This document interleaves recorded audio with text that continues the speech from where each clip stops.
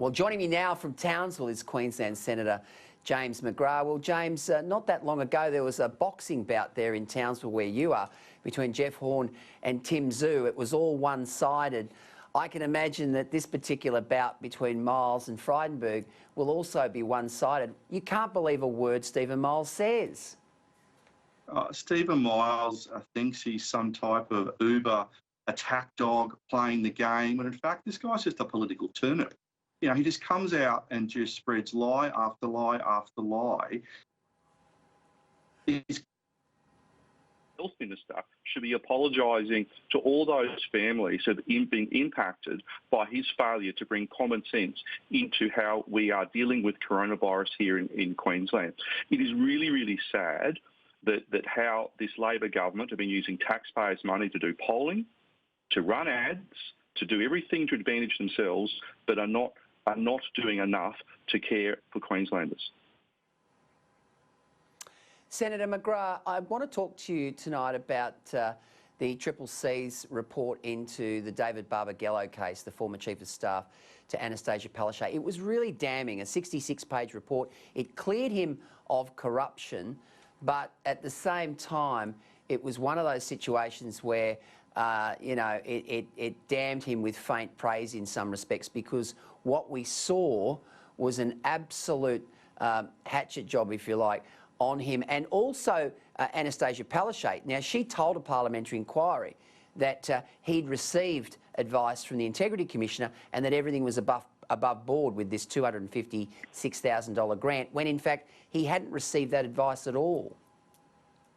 Palaszczuk has not told the truth.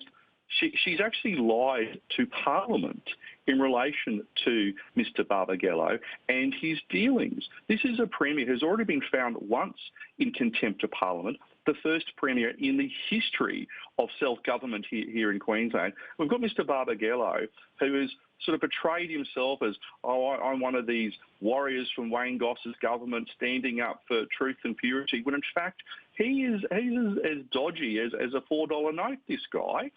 He might have been found guilty of corruption, but he's certainly not someone who should have been holding one of the highest offices in the state. This is someone who has used his power, used his position to advantage himself, it appears, and advantage his family, and remembering that his wife is also a very senior public officer in this state. Sometimes I think there are more questions to be asked here in terms of what did the Premier know, because I watched her press conference today and she avoided, no surprise here, people watching the program, but the Premier avoided answering those journalist questions. James, Barbagallo's got form.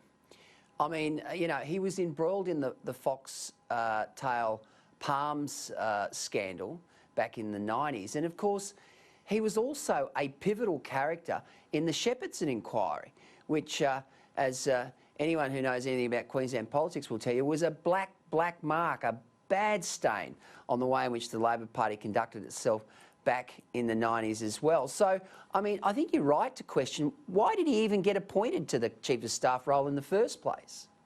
But remember, this is a Labor government in Queensland who believe Queensland is their personal fiefdom. They've been in power for 25 out of the last 30 years. And what we've seen, particularly in the last 5 years, is the band is getting back together again. You've got Mike Kaiser, who's been given some huge contract to sort of secretly run a re-election campaign.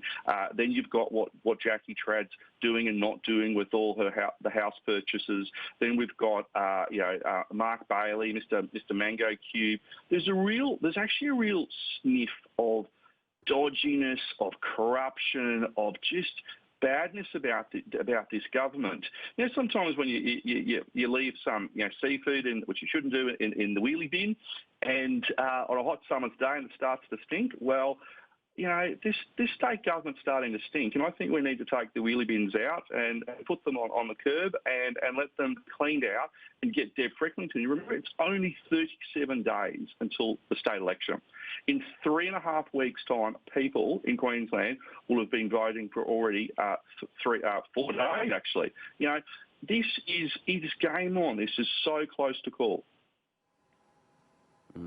Senator James McGrath, great to see you tonight, joining us there live from Townsville. Anytime. Thanks, mate. Till Luke.